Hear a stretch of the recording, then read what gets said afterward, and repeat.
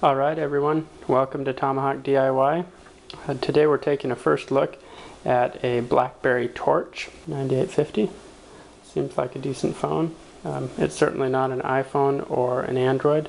Doesn't have near the availability of applications. But for those that love their Blackberries, or I've just got this phone just recently here, a few initial thoughts about it. I just like the feel and the weight of the phone. It's got some nice slim features, the contour. It's a little thicker at the top here and a little thicker down at the bottom. Work our way around the back. This is a Verizon branded phone. On the side, top and the bottom. A few comments about this. And the form of it has a very slick line running along, curving around. It's kind of a solid piece all the way over the top and around the edges. The front of the phone, you've got 4 buttons plus the trackpad that tracks around. It's not a roller ball. I like that. My thumbs had gotten to be hurting on the other version of Blackberry I had before this. Looking over at the back, the back case here is actually metallic. It's secured quite well. It's not a plastic cover, but a metal case. Inside you've got slots for the battery, mini SD card, and I'm actually not quite sure what that one's for there. On the back we also have, of course, the logo. There's a camera, a flash. You've got some chrome, shiny silver styling around the back edge. Let's take a look at the sides. On this side there's a headphone jack, and I actually missed them when I first got the phone, but your volume toggle switch is right here. It's a rubbery feel, along with one user definable button to open up an application or perform a function when you push that. I very much like the feel of these. They're rubbery, actually give the phone a little bit of grip to the side if you follow around that rubbery type material. Wraps all the way around here.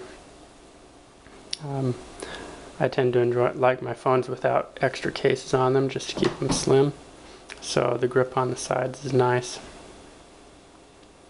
On this other side there's a USB cord that doubles as a charging port.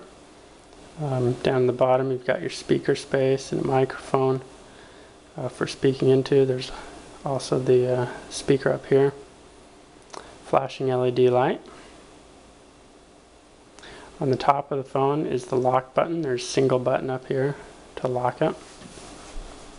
These 4 buttons across the front consist of the regular phone button, the Blackberry button, that trackpad, a go back or return button, and the power and call button. Let's go ahead and turn the phone on, take a little look at it.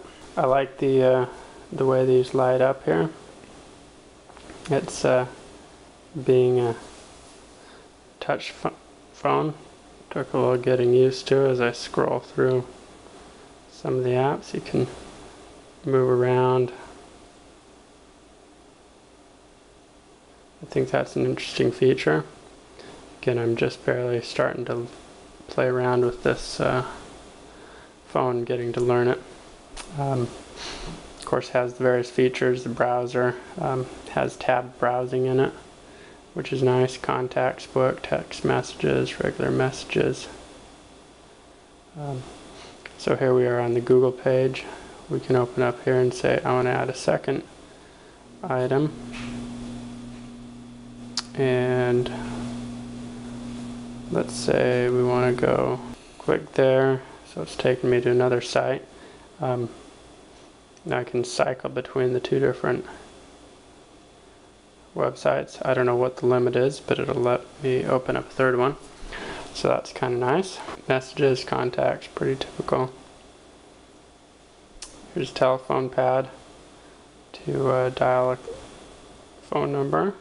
So There's some interesting features here. For example, if you're familiar with Blackberry, you're familiar with the Blackberry button that generally brings up menus.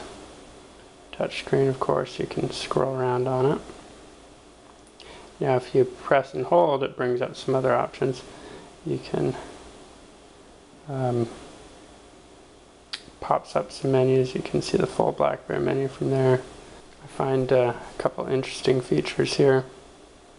One, you have the ability, which I quite like, to set the keyboard up in profile view so that it's more like the Blackberry Pearl, where you have two buttons on each item. So let's say I want to search for Blackberry. Just start typing, and it's guessing, and based on the characters you type. So that's kind of nice, because on profile view it gives you the ability to have larger keys, easier to punch on the touch screen. You can, and then if we take and turn to the profile view, it gives us a regular keyboard now. So here we are at Blackberry Torch, and there it goes, searching for it. Now let's say you don't like that keyboard. We can take a look here, and I believe here we are. We can look under the menu if you don't like the half keyboard, and we can say I want to go back to the full keyboard. So now you have a full keyboard on the profile view, the same as you have in landscape view. I wasn't quite as big a fan of it on the profile view, since it makes the keys a little bit small, and so I like the reduced keyboard like that. So that's kind of a nice feature. Of course, you got your text messages you can send, and it does the same thing.